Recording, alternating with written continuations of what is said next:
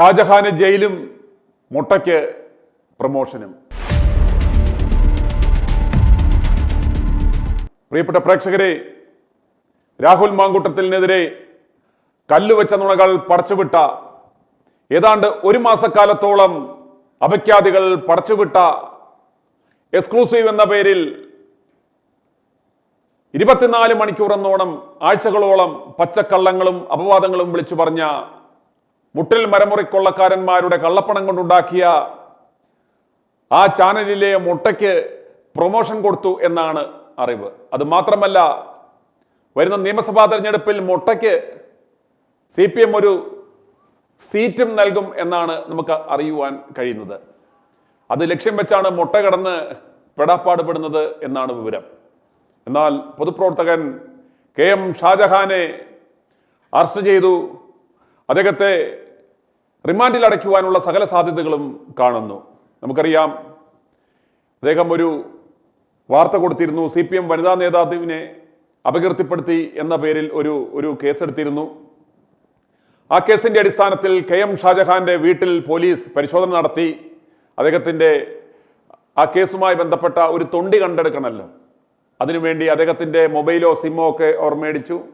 അതിനുശേഷം ചോദ്യം എല്ലാം ചെയ്ത ശേഷം, കാരണം അദ്ദേഹം ആ ചെയ്ത വാർത്ത പരിശോധിച്ചു കഴിഞ്ഞാൽ നിങ്ങൾക്ക് കാണാം, യാതൊരു കാരണവശാലും അവർ ആദ്യം ഇട്ട കേസുകൾ നിലനിൽക്കുന്നതല്ല. കാരണം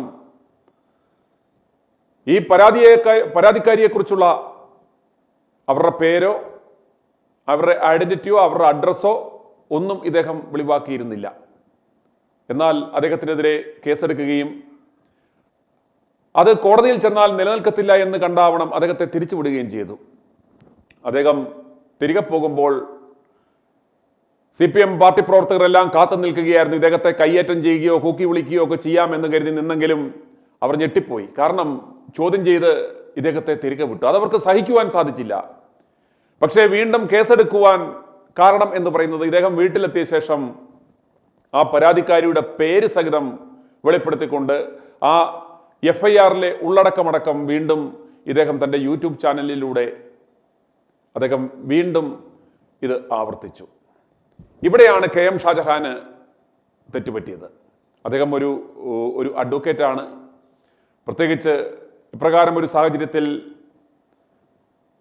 പേരടക്കം അവരുടെ അഡ്രസ് അടക്കം വിളിച്ചു പറഞ്ഞു കഴിഞ്ഞാൽ ഒരു അവസരം നോക്കി നിൽക്കുന്നവർക്ക് കുത്താനുള്ള ഒരു കത്തി അദ്ദേഹം തന്നെ നൽകി. അതുകൊണ്ടാണ് ഇത് കണ്ട ഉടൻ തന്നെ ആ പരാതിക്കാരി പറവൂർ പോലീസ് സ്റ്റേഷനിൽ വീണ്ടും പരാതി നൽകി. ഇവിടുത്തെ നിയമ സംവിധാനങ്ങളെ അദ്ദേഹം വെല്ലുവിളിക്കുകയാണ്. ഇത് കണ്ടോ, അദ്ദേഹം എൻ്റെ പേരും മറ്റ് സകല വിവരങ്ങളും അടക്കം വീണ്ടും വാർത്തകൾ കൊടുത്തിരിക്കുന്നു, ഇത് നിയമ സംവിധാനത്തെ വെല്ലുവിളിക്കുകയാണെന്ന് പറഞ്ഞ് ഈ യുവതി പോലീസിന് വീണ്ടും പരാതി നൽകി. ആ പരാതി പ്രത്യേക അന്വേഷണ സംഘത്തെ ഏൽപ്പിച്ചു. അങ്ങനെ അദ്ദേഹത്തിൻ്റെ തിരുവനന്തപുരം ആക്കുളത്തുള്ള വീട്ടിൽ വീണ്ടും പോലീസ് എത്തി. അദ്ദേഹത്തെ ഒരു 10-15 പോലീസുകാർ, നമ്മുടെ കൊച്ചി ചെങ്ങമനാട് SHOയുടെ നേതൃത്വത്തിലുള്ള പോലീസ് സംഘം അദ്ദേഹത്തെ വന്ന് അറസ്റ്റ് ചെയ്യുകയും ആലുവ റൂറൽ സൈബർ പോലീസ് സ്റ്റേഷനിൽ എത്തിക്കുകയും ചെയ്തു.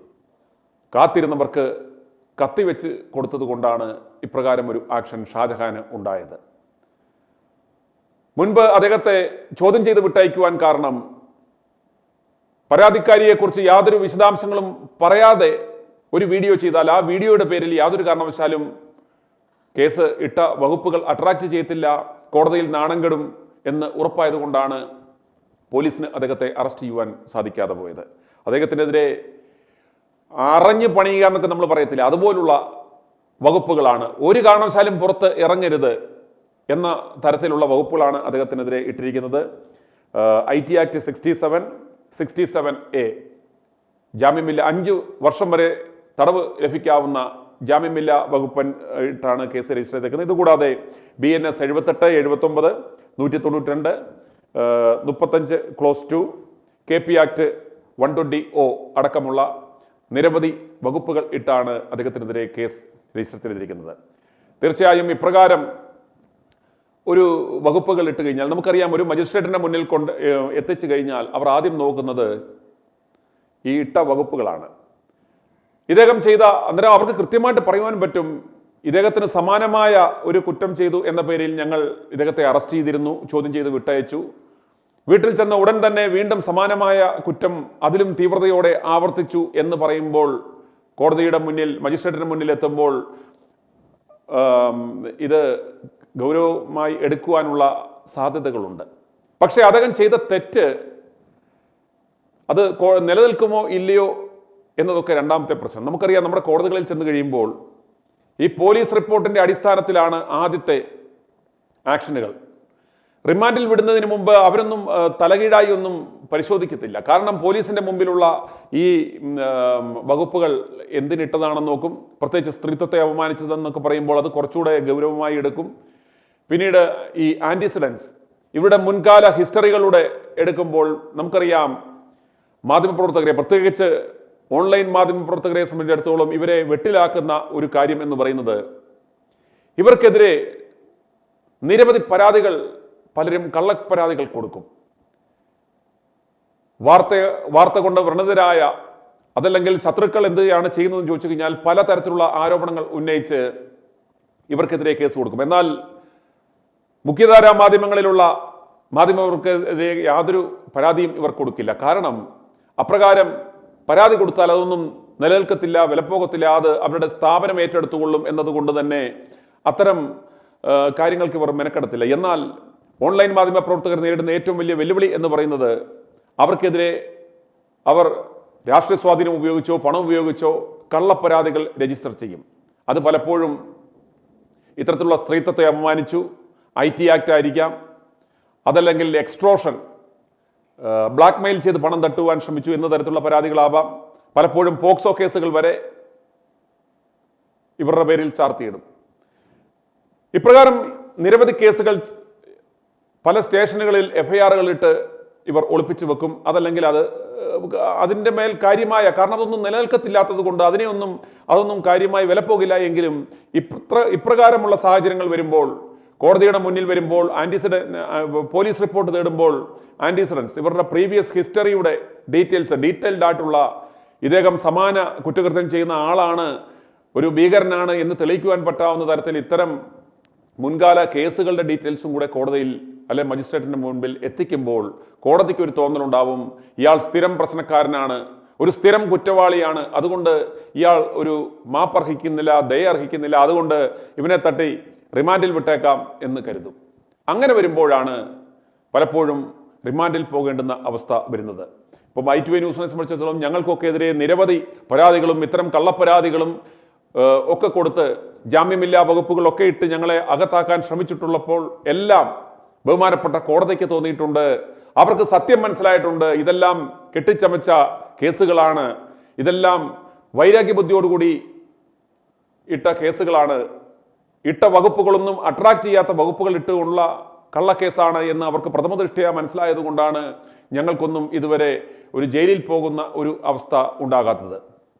എങ്കിലും ഓരോ ദിവസവും ഇന്ന് ടിപ്പറാണോ വാളാണോ അതോ ജയിലാണോ എന്ന ആ ചിന്തയോടുകൂടി തന്നെയാണ് ഓരോ ദിവസവും ഞങ്ങൾ ഈ പണിക്ക് ഇറങ്ങുന്നത് എന്ന് ഞാൻ നേരത്തെയും പറഞ്ഞിട്ടുണ്ട്.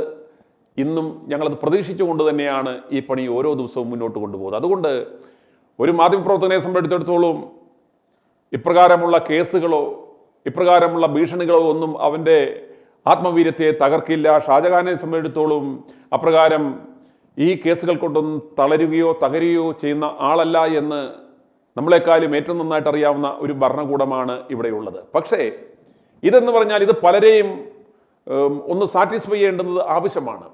ഇന്നലെ ഷാജഹാനെ വെറുതെ വിട്ടു എന്ന് കേട്ടപ്പോൾ അന്തംകമ്മികൾ കലി പൂണ്ട് വലിയ പ്രശ്നമുണ്ടാക്കി. അതുകൊണ്ട് അണികളെ ഒരു പരിധിവരെ ഒന്ന് അടക്കി നിർത്തുന്നതിനും വേണ്ടി മാത്രമാണ് ഷാജഹാനെതിരെ ഈ കേസ് എടുത്തിരിക്കുന്നത്. കോടതിയിൽ ചെന്ന് കഴിഞ്ഞാൽ ഈ ഇട്ടേക്കുന്ന വകുപ്പുകളൊന്നും നമുക്കറിയാം, നിയമവിദഗ്ധരെ സംബന്ധിച്ചോളം നമുക്കറിയാം, ഈ ഇട്ടേക്കുന്ന ഒരു മാധ്യമത്തിലൂടെ പറയുന്ന അതല്ലെങ്കിൽ ഇട്ട FIR-ന്റെ അടിസ്ഥാനത്തിൽ അദ്ദേഹത്തിനെതിരെ ഇട്ടേക്കുന്ന FIR എന്താണ്, ആ FIR-ന്റെ ഉള്ളടക്കം എന്താണ്, അതിലിട്ടേക്കുന്ന വകുപ്പുകൾ എന്താണ്, പരാതിക്കാരി ആരാണ് എന്ന് പറയുവാനുള്ള അവകാശം ആ മാധ്യമപ്രവർത്തകൻ അല്ലെ ആ വ്യക്തിക്കുണ്ട്. അതൊരു അപകീർത്തിപ്പെടുത്തലല്ല, ഒരു ഡിഫമേഷൻ, ഒരു വ്യക്തിഹത്യ പോലും, അപ്രകാരം ഒരു വകുപ്പ് പോലും ഇതിൽ നിലനിൽക്കത്തില്ല. കാരണം ഇപ്പോൾ എനിക്കെതിരെ ഒരു വകുപ്പിട്ട് കഴിഞ്ഞാൽ എൻ്റെ അവകാശമാണ്, എനിക്ക് അതിനുള്ള അവകാശമുണ്ട്, എനിക്കെതിരെ പരാതി കൊടുത്തത് ആരാണ്, ഏത് സ്റ്റേഷനിൽ കൊടുത്തു, എന്തിന്റെ ബേസിൽ പരാതി കൊടുത്തു, എനിക്കെതിരെ ഇട്ടേക്കുന്ന വകുപ്പുകൾ എന്താണ് എന്ന് പറയുവാനുള്ള അവകാശം എനിക്കുണ്ട്. അതല്ലാതെ പിന്നെ ആരാണ് പറയുന്നത്?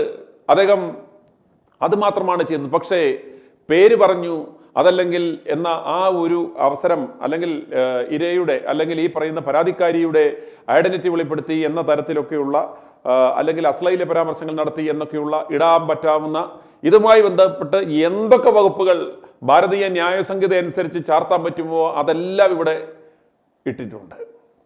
പക്ഷേ കോടതിയുടെ മുന്നിൽ എത്തുമ്പോൾ അത് അവർക്ക് മനസ്സിലാകും. പക്ഷേ ഈ രാഷ്ട്രീയ സമ്മർദ്ദവും മറ്റു തരത്തിലുള്ള പല ഈ മാധ്യമങ്ങളിലൂടെയുള്ള ഈ സിൻഡിക്കേറ്റ് മാധ്യമങ്ങളുടെ വിചാരണയും നിലപാടുമെല്ലാം നമുക്കറിയാം. നീതിപീഠത്തിലുള്ളവരും മനുഷ്യരാണ്.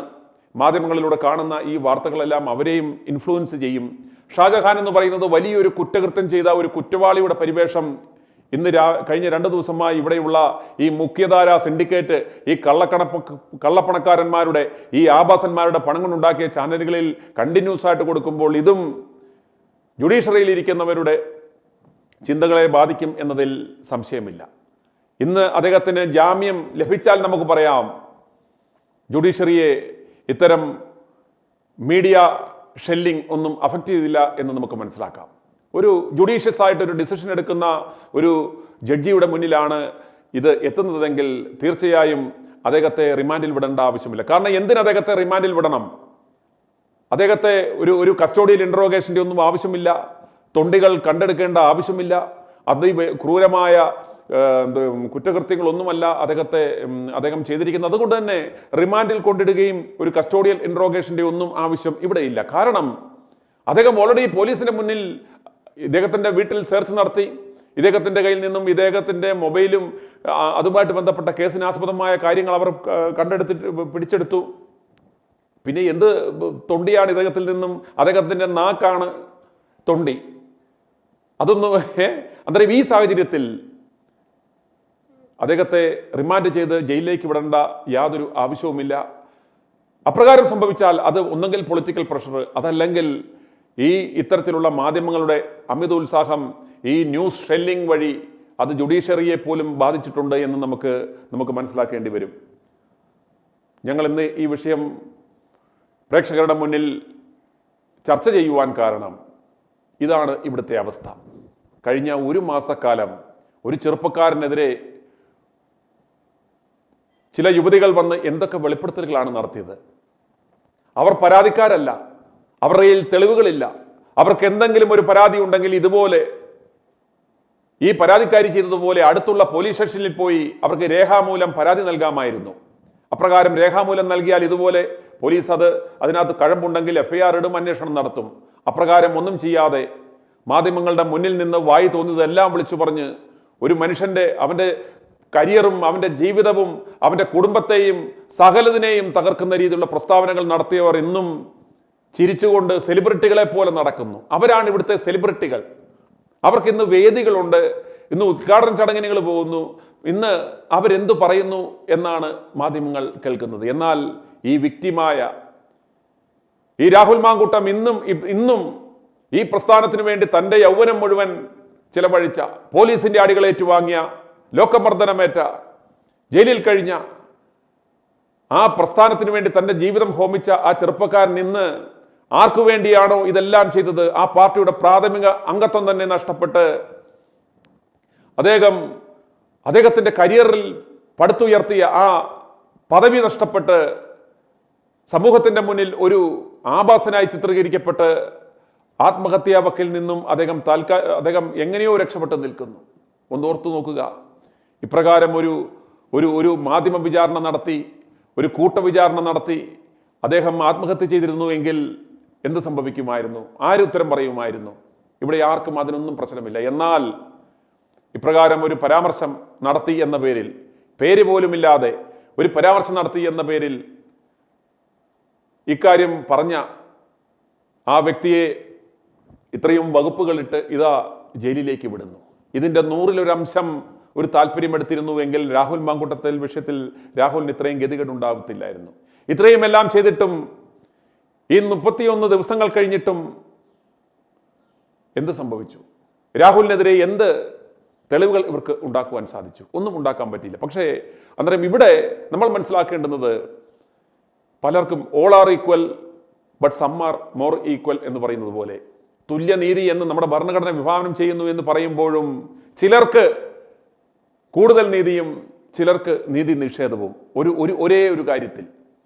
നമുക്കിവിടെ രണ്ട് ത്രാസുകളിലായി രണ്ട് വിഷയം വെക്കുമ്പോൾ നോക്കുക, രാഹുൽ മാങ്കൂട്ടത്തിനെ സംബന്ധിച്ചോളം ഇന്നും നീതി നിഷേധിക്കപ്പെട്ട് ജനങ്ങൾ തിരഞ്ഞെടുത്ത തൻ്റെ മണ്ഡലത്തിൽ കാല് പോലും കുത്തുവാൻ എന്തുമാത്രം റെസിസ്റ്റൻസ് ആണ് ഇവിടെ ഉള്ളത്. എന്തൊക്കെ അപഖ്യാതികളാണ് ഷാഫിയുടെ കാര്യമെടുക്കുക. ഷാഫിക്കെതിരെ എന്ത് ഗുരുതരമായ അപഖ്യാതിയാണ് പ്രഖ്യാപിച്ചത്. ഷാഫി കേസ് കൊടുത്തു എന്നറിഞ്ഞു. എന്നാൽ അപ്രകാരം ഒരു പ്രഖ്യാപനം നടത്തിയ ഈ CPM ജില്ലാ സെക്രട്ടറിക്കെതിരെ ഇവർ കേസെടുക്കുമോ? ഈ ഷാജഹാനെതിരെ ഇട്ട ഈ വകുപ്പുകൾ ഇട്ട് അത്രത്തോളം അശ്ലീലം പരാമർശം നടത്തിയ ആ CPM ജില്ലാ സെക്രട്ടറിക്കെതിരെ ഷാജഹാൻ ഇട്ട വകുപ്പുകൾ ചാർത്തി കേസെടുക്കുവാനുള്ള ധൈര്യം ഇവിടുത്തെ പോലീസിനുണ്ടോ? പ്രിയപ്പെട്ട ജനങ്ങളെ, ഇതാണ് ഇരട്ടത്താപ്പ്. ഇതാണ് ഇരട്ടത്താപ്പ്. ഇവിടെയാണ് ഷാജഹാനെ ഞങ്ങൾ സപ്പോർട്ട് ചെയ്യുവാൻ ഞങ്ങൾ ആഗ്രഹിക്കുന്നത്. രാഹുൽ മാങ്കൂട്ടത്തിനെ സപ്പോർട്ട് ചെയ്തതുപോലെ ഈ ഷാജഹാനെ ഈ വിഷയത്തിൽ ഞങ്ങൾ ചേർത്ത് പിടിക്കുവാൻ കാരണം അദ്ദേഹം ചെയ്ത തെറ്റെന്താണ്? ഈ രണ്ടു കൂട്ടരും, ഒരു കൂട്ടർ യാതൊരു കാരണവുമില്ലാതെ ഗർഭചിത്രം നടത്തി, ഗർഭചിത്രത്തിനുള്ള മരുന്ന് മറ്റവനാണ് കൊണ്ടുപോയത്, ഇതാ ഇപ്പൊ ഗർഭചിത്രം നടത്തി ബാംഗ്ലൂരിൽ കൊണ്ട കലക്കി, തിരുവനന്തപുരത്ത് കൊണ്ട കലക്കി, മരുന്ന് ചുമന്നുകൊണ്ട് പോയത് മറ്റേ വ്യവസായിയാണ്, ഇതുപോലെ 100 കണക്കിന് പെണ്ണുങ്ങളെ കൊണ്ടുപോയി എന്നൊക്കെ പറഞ്ഞിട്ടും യാതൊരു തെളിവോ ഒരു പരാതിക്കാരോ പോലും ഇല്ലാത്ത ആ വിഷയത്തിൽ ഇത്രയും ആവേശം കാണിച്ചപ്പോൾ അവർക്ക് പൊള്ളി. ഈ വിഷയം വന്നപ്പോൾ അതിനെ എങ്ങനെ കൈകാര്യം ചെയ്യുന്നു? ഇവിടെയാണ് കോൺഗ്രസ്സുകാരന്മാർ കണ്ടുപിടിക്കേണ്ടത്. അവരുടെ പാർട്ടിയിലെ ഒരു നേതാവിനെതിരെ ആരോപണം വന്നപ്പോൾ അവരെത്ര ശക്തമായി അവരെ ചേർത്ത് പിടിക്കുന്നു. അവർക്കെതിരെ ആരോപണം ഉന്നയിച്ച ആ വ്യക്തികൾക്കെതിരെ അവർ എങ്ങനെ നടപടിയെടുക്കുന്നു, അവരെ ക്രൂശിക്കുന്നു. എന്നാൽ ഇവിടെ ഇന്നിതാ കോൺഗ്രസിന്റെ തന്നെ യുവ നേതാവ്, പാലക്കാട്ടെ നേതാവ് പറയുന്നു, ഇവിടെ ഇരട്ടനീതിയാണ്, ഇവിടെ ഇരട്ടനീതിയാണ്. ചിലർക്ക് വലിയ നീതിയും ചിലരെ സംബന്ധിച്ചോളം അവരെ കൊല്ലാനായിട്ട് ഇട്ട് കൊടുക്കുന്നു. ഈ VD സതീശനാണ് ഇതിൻ്റെ എല്ലാം പിന്നിൽ പ്രവർത്തിച്ചത്. സതീശനാണ് ഈ ഓഡിയോ ക്ലിപ്പ് പുറത്ത് വിട്ടത് എന്ന് ഇടത് നേതാക്കൾ തന്നെ ഇന്ന് സമ്മതിച്ചു. അതുപോലെ തന്നെ പ്രധാനപ്പെട്ട മാധ്യമങ്ങളൊന്നും പറയാത്ത വേറൊരു ഏറ്റവും പ്രധാനപ്പെട്ട വസ്തുത എന്ന് പറയുന്നത്, ഈ കേസിൽ ഷാജഹാൻ ഉൾപ്പെട്ട ഈ കേസിലെ 1-ാം പ്രതി എന്ന് പറയുന്നത് പറവൂർ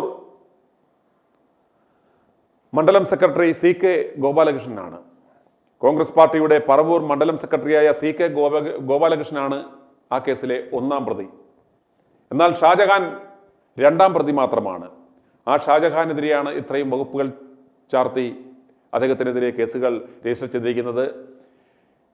ഇതിൽ നിന്ന് തന്നെ വ്യക്തമാക്കാം, ഈ വിവരങ്ങളെല്ലാം ഈ പരാതിക്കാരിക്ക്, പറവൂർക്കാരിയായ ഈ CPM നേതാവിനെതിരെ ഇത്തരം ആരോപണങ്ങൾ പടച്ചുവിട്ടതിൻ്റെ പ്രഭവ കേന്ദ്രം എന്ന് പറയുന്നത് VD സതീശൻ തന്നെയാണ്. VD സതീശൻ നൽകിയ ഇൻഫർമേഷൻ അനുസരിച്ചിട്ടാണ് ഇദ്ദേഹത്തിൻ്റെ വലങ്കൈയായ ഈ CK ഗോപാലകൃഷ്ണൻ ഇപ്രകാരമുള്ള വാർത്തകൾ അവിടുന്ന് പടച്ചുവിട്ടത്. അയാളിപ്പോൾ ഒളിവിലാണ്. ഹൈക്കോടതിയിൽ മുൻകൂർ ജാമ്യാപേക്ഷ നൽകി അദ്ദേഹം ഒളിവിലാണെന്നറിയുന്നു. കേക്കച്ചനാണ് ഇയാളെ സംരക്ഷിക്കുന്നത്. അന്നേരം കേക്കച്ചന് വേണ്ടി പണിയെടുത്തവനെ അയാൾക്ക് സംരക്ഷിക്കാൻ അറിയാം. അയാൾ ഒളിവിലാണ്. ഇതുവരെ പോലീസ് അദ്ദേഹത്തെ കണ്ടെത്തുവാൻ സാധിച്ചിട്ടില്ല. ഇതിൽ നിന്ന് മനസ്സിലാക്കുക, ഈ കേക്കച്ചനെ സംബന്ധിച്ചിടത്തോളം അദ്ദേഹത്തെ ഒതുക്കീശൻ എന്ന് വിളിക്കുവാൻ കാരണം അദ്ദേഹത്തിൻ്റെ പാർട്ടിയിലുള്ളവരെ ഒതുക്കുന്നു. അതുപോലെ പറവൂരിൽ അടുത്ത പ്രാവശ്യം തനിക്കെതിരെ ഒരു ശക്തമായ വെല്ലുവിളി ഉയർത്തുവാൻ സാധ്യതയുള്ള ഒരു വളർന്നു വരുന്ന ഒരു പൊട്ടൻഷ്യൽ ത്രെട്ടായി ഇദ്ദേഹത്തിന് മനസ്സിലാക്കിയ വ്യക്തിയെ തീർക്കുവാൻ വേണ്ടിയാണ് അദ്ദേഹത്തിൻ്റെ മണ്ഡലം സെക്രട്ടറിയായ CK ഗോപാലകൃഷ്ണനെ കൊണ്ട് ഇപ്രകാരം ഒരു വിവരം പുറത്തുവിട്ടത്. അതുകൊണ്ട് ജനങ്ങൾ ഈ സത്യം മനസ്സിലാക്കുക. എത്ര ബുദ്ധിപൂർവമാണ്, എത്ര ബോധപൂർവമാണ് ഓരോരുത്തരെ ഒതുക്കുകയും ഓരോരുത്തരെ പ്രൊമോട്ട് ചെയ്യുകയും ചെയ്യുക എന്നത്. ഇന്ന് രാവിലെ മൊട്ട ഒരു പരാമർശം നടത്തുന്നത് കണ്ടു. ഒരു 100 രൂപയുടെ ഒരു ഇന്റർനെറ്റ് കണക്ഷൻ ഉണ്ടെങ്കിൽ, ഒരു മൊബൈലും ഉണ്ടെങ്കിൽ യൂട്യൂബർമാർക്ക് ഇരുന്ന് എന്തും വായിൽ തോന്നിയത് വിളിച്ചു പറയാമെന്ന്. നാണം കെട്ട മൊട്ടയെ, നിന്നേക്കാളും ഇന്ന് എത്രയോ വിശ്വസ്തത ഈ യൂട്യൂബ് ചാനലുകൾക്കുണ്ട്. നീ ഇന്നിരിക്കുന്ന ആ കോട്ടും സൂട്ടും ഇട്ടേക്കുന്ന നിന്റെ ജട്ടി വരെ ഈ മുട്ടിൽ മരമുറിക്കുള്ളക്കാരന്മാരായ ആഭാസന്മാരുടെ വ്യഭിചാരശാലകൾ നടത്തുന്ന ഈ മ്ലേച്ഛന്മാരുടെ ആ പണം കൊണ്ടുണ്ടാക്കിയ ഈ കോലവും കെട്ടി നിന്ന് ഈ പറയുന്ന നാണം കെട്ടവനെ, നീ പറയുന്ന വാക്കുകളേക്കാൾ ഈ പറയുന്ന KM ഷാജഹാൻ എന്ന് പറയുന്ന ആ പൊതുപ്രവർത്തകനും മറ്റ് ഡിജിറ്റൽ മാധ്യമങ്ങളും പറയുന്നതും ജനങ്ങൾ നെഞ്ചിലേറ്റുന്നു, അത് വിശ്വസിക്കുന്നു എന്നതിൻ്റെ തെളിവ് നീ പടച്ചുവിടുന്ന വാർത്തയുടെ അടിയിലുള്ള കമന്റുകൾ നീ വല്ലപ്പോഴും വായിക്കുക. അതുപോലെ ടാം റൈറ്റിംഗ്, നീ കള്ളത്തരങ്ങൾ പടച്ചുവിട്ട് ഏറ്റവും അത്യാധുനിക സംവിധാനങ്ങൾ എന്നൊക്കെ പറഞ്ഞ് വേഷവും കെട്ടി കോലവും കെട്ടി കോലക്കേട് കാണിച്ച് ഇറക്കിയിട്ട് ടാം റൈറ്റിംഗിൽ നീയൊക്കെ കൂപ്പ് കുത്തിയത് എന്തുകൊണ്ടാണ്? ഈ 100 രൂപ ഇന്റർനെറ്റ് കണക്ഷൻ എടുത്ത് ഇവിടെ ഇരുന്ന് സത്യം പറയുന്ന ഈ ഡിജിറ്റൽ മാധ്യമ പ്രവർത്തകരുടെ വാക്കുകൾക്ക് വിലയുള്ളത് കൊണ്ടാണ്, അതിനെ ജനങ്ങൾ നെഞ്ചിലേറ്റുന്നത് കൊണ്ടാണ്. നിങ്ങളുടെ വാർത്തകളും ഇതുപോലുള്ള ഞങ്ങളെപ്പോലെയുള്ള മാധ്യമങ്ങൾ നൽകുന്ന വാർത്തകളും കാണുന്ന പ്രേക്ഷകരുടെ വ്യൂസ് വല്ലപ്പോഴുമൊക്കെ ഒന്ന് ചെക്ക് ചെയ്യുക. 100 കണക്കിന് കോടികൾ ഇൻവെസ്റ്റ് ചെയ്ത് മാധ്യമപ്രവർത്തകരെ വാടകയ്ക്കെടുത്ത് പലതരം ഗിമ്മിക്സുകൾ കാട്ടി ഏഷ്യയിലെ ഏറ്റവും വലിയ AR XR സ്റ്റുഡിയോകളിലിരുന്ന് വ്യാജ വാർത്തകൾ പടച്ചുവിടുമ്പോൾ നീയൊക്കെ കരുതുന്നു അതെല്ലാം ജനങ്ങൾ തൊണ്ട തൊടാതെ വിഴുങ്ങുമെന്ന്. പക്ഷേ നീയൊക്കെ അതൊക്കെ എത്ര വീർപ്പിച്ച് വ്യാജ വാർത്തകൾ വീർപ്പിച്ച് കൊണ്ടുപോകുമ്പോഴും ഞങ്ങളൊരു മുട്ടുസൂചിയുമായി ഇവിടെ ഇരുന്നാൽ മതി, ഏഷ്യയിലെ ഏറ്റവും ചെറിയ ഒരു കൊടുസുമുറിയിൽ ഇരുന്നാൽ മതി, നീ വീർപ്പിച്ചു കൊണ്ടുവരുന്നതിനെ പൊട്ടിച്ചു കളയുവാൻ ഞങ്ങളുടെ 100 രൂപ കണക്ഷനുള്ള ഇന്റർനെറ്റ് കണക്ഷനുള്ള ആ ഒരു മൊബൈലും ഒരു കുടുസുമുറിയിലും ഇരുന്ന് ഞങ്ങൾ പറഞ്ഞാൽ മതി, നിന്റെ എത്ര വീർപ്പിച്ച വാർത്തയും പൊട്ടിച്ചു കളയും ഞങ്ങൾ. കാരണം സത്യം ജനങ്ങൾ അറിയും. നിങ്ങൾ എത്രത്തോളം ജനങ്ങളുടെ കണ്ണിനെ മൂടിക്കെട്ടാൻ നോക്കിയാലും മൂടൽ പടർത്തുവാൻ ശ്രമിച്ചാലും സത്യം തേടുന്ന കണ്ണുമായി ഞങ്ങൾ ഉണ്ടാവും. അതുകൊണ്ട് ജയിൽ ആണുങ്ങൾക്ക് പറഞ്ഞിട്ടുള്ളതാണ്. ഷാജഹാൻ ജയിലിൽ പോയാലും ഇവിടെ ഒരു പുണ്ണാക്കും ഒരു പുട്ടും സംഭവിക്കത്തില്ല. ആണുങ്ങളെപ്പോലെ അയാൾ തിരികെ വരും. അതുകൊണ്ട് കള്ളക്കേസുകളോ ഇത്തരം ഉമ്മാക്കികളോ പേടിപ്പിച്ച് ഷാജഹാനെ പോലെയുള്ള മറ്റ് മാധ്യമപ്രവർത്തകരെയോ വിരട്ടാൻ നോക്കരുത്. ഒരു ഷാജഹാൻ ജയിലിൽ പോയാൽ ഇവിടെ വെളിയിൽ 1000 ഷാജഹാന്മാർ ഉയർത്തെണീൽക്കും. അവർ ഇത്തരം കള്ളത്തരങ്ങൾക്കെതിരെ ഉറച്ച് ശബ്ദിച്ചുകൊണ്ടേയിരിക്കും എന്ന് മാത്രം പറഞ്ഞുകൊണ്ട് i2a ന്യൂസ് റിയാക്ട് ഫോർ റൈറ്റിൽ ജനങ്ങളുടെ പ്രതികരണങ്ങൾ ഇന്നും ശക്തമായി തുടരുകയാണ്. നമുക്കറിയാം മിഷൻ 60 രാഹുൽ മാങ്കൂട്ടത്തിന്റെ നീതി തേടിയുള്ള ആ നീതിക്കായി ആഗ്രഹിക്കുന്ന ജനങ്ങളുടെ ആവശ്യപ്രകാരം i2a ന്യൂസ് സ്റ്റാർട്ട് ചെയ്ത മിഷൻ 60യുടെ 31ാം ദിനമാണിന്ന്. ആ 31ാം ദിനത്തിൽ നിങ്ങൾ കണ്ടു, ഒരു ഇടതുപക്ഷ നേതാവ് തന്നെ പാലക്കാട് CPM ജില്ലാ സെക്രട്ടറി തന്നെ വന്ന് ഇന്ന് പ്രഖ്യാപിച്ചു രാഹുലിനെതിരെ എല്ലാ പണികളും ചെയ്തത്, അദ്ദേഹത്തിനെതിരെയുള്ള ഓഡിയോ ശബ്ദങ്ങൾ പുറത്തുവിട്ടത് എല്ലാം VD സതീശനാണ് എന്ന് അവർ പറഞ്ഞു. നിങ്ങൾ ഓർക്കുക, ഇതുപോലൊരു നായ്ക്കോലം കെട്ടിച്ച് ഈ നാറിയെ മുന്നിൽ നിർത്തിയാണ്, ഇവനെ ഉപയോഗിച്ചാണ് 3ാം വട്ടം ഒരുക്കുവാനുള്ള ഭരണത്തുടർച്ചയ്ക്ക് വേണ്ടിയുള്ള സകല പണികളും ഇവർ ആരംഭിച്ചത്. ഇപ്പോൾ ഞങ്ങൾ സത്യം വിളിച്ചു പറഞ്ഞ് ജനങ്ങൾ സത്യം മനസ്സിലാക്കി, ഇവൻ മാമാപ്പണി ചെയ്യുന്നവനാണ് ഈ VD സതീശൻ, ഇവനാണ് പിണറായിയുടെ ഏജന്റ്, ഇവനാണ് സഹാബ് കേക്കച്ചൻ, ഇവനെ മുന്നിൽ നിർത്തി നായ്ക്കോലം കെട്ടിയാണ് ഈ നാരിത്തരങ്ങളെല്ലാം ചെയ്യിക്കുന്നത് എന്ന യാഥാർത്ഥ്യം ജനങ്ങൾ തിരിച്ചറിഞ്ഞതോടെ അവരുടെ മുന്നിൽ നായ്ക്കോലം കെട്ടി ഓടിച്ചുകൊണ്ടിരുന്ന ആ നായെ അവർ തെരുവിലിട്ട് അവന്റെ വാല് വെട്ടുന്ന കാഴ്ചയാണ് ഇന്ന് രാവിലെ നമ്മൾ പാലക്കാട്ട് കണ്ടത്. അങ്ങനെ CPM ഈ നാണം കെട്ട കേക്കച്ചനെ തള്ളിക്കളഞ്ഞു. ഇനിയും കോൺഗ്രസ്സുകാർക്ക് നേരെ മുതിച്ചിട്ടില്ല. ഈ കുഴിപ്പുളവനെ, ഈ കുലംകുത്തിയെ, ഈ പാർട്ടിയുടെ നാശത്തിന് അധ്യക്ഷത വഹിക്കുന്ന ഈ പ്രതിപക്ഷ നേതാവിന്റെ കസേരയിലിരിക്കുന്ന പിണറായിയുടെ സൃഷ്ടിയായ ഈ സഹാബ് കേക്കച്ചനെ ഇനി നിങ്ങൾ എന്ത് ചെയ്യും? Option is with you. ജനങ്ങൾ ഇത് വാച്ച് ചെയ്യുകയാണ്. i2a News, an eye for truth. i2a News subscribe ചെയ്തിട്ടില്ലാത്തവർ ഇപ്പോൾ തന്നെ സബ്സ്ക്രൈബ് ചെയ്യുക. നോട്ടിഫിക്കേഷൻ ലഭിക്കുവാൻ ബെൽ ബട്ടണും അമർത്തുക.